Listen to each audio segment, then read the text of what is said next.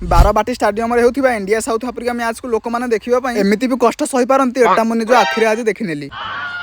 तो सकाल सकाल आज मोर जमिति निद भांगी मु आउ कुआडे भी गलेनी घोड़ा घोड़ी हे 15 मिनिट बसी पड़ली खटरे काहेकि ना बहुत जोरे शीत लागुची एतिकी रे भी मन शांति हेलानी तो आसी खरारे टिके छिडा हे गली तापरे एपटे आसी देखे तो मो झियारे au भाणजी मिसी बाली खेଳରେ लागि पड़छन आउ कैमरा ऑन करी मु जते बेले मो पाखु को डाकिली हाय करी वीडियो को लाइक कर देबाकू से माने कहउचंती आउ आपन टिके करि देबे मध्य एपटे हम साइकिल टा बहुत दिन हबो चला हे नथिला तो बहुत असना हे जाई तो मु टिके पोछा पोछि करी सारी बाहर को आसी देखे तो साइकिल रे प्रेशर नाही तो फटाफट प्रेशर दे देली देन ब्रश करिली मुंह धुआ धुई हे फ्रेश हे गली तापरे आउ लेट न करी हम साइकिल को नै मु चलिली मार्केट को तो किछि समय पर मार्केट रे पहुंची फास्ट इडली आउ पूरी किछि जलखिया करिनेली जलखिया करी सारी गोटे सेलून भीतर को आसे तो देखिली केही भी लोक नाहंती तो भाई आउ लेट न करी मोर फटाफट हेयर कट सारी देले देन मु पळे आसिली हम घर को आसी गामछा नै मु चलली पोखरी को गाधेवा पई पोखरी पानी एते ठंडा जे भाई कुहना छाडो जेमिति सेमिति करी गाधे पिधे फ्रेश हे गली फ्रेश हे सारी बसिली खाइबारे पखाळ भात मूला साग आउ किछि बडी आउ मिक्सचर मते ना सब बेले एमिति देसी खाइबा खाइबाकू भल लागे आ तमे मान तो जानिछो आज 12 बाटी रे इंडिया साउथ अफ्रीका मैच अछि राति रे एते जोरे ठंडा होउची हेले भी हम भाई ना गामछा घोड़ा घोड़ी हे क्रिकेट देखिबारे लागि पडिचंती मैच रो वीडियो आसुनी केवल स्कोर आसुची तथापि तमे तांको मैच देखिबार इंटरेस्ट को देखो आ लास्ट को एते शीत होला जे निया लगई बस पडलु मैच देखिया पई।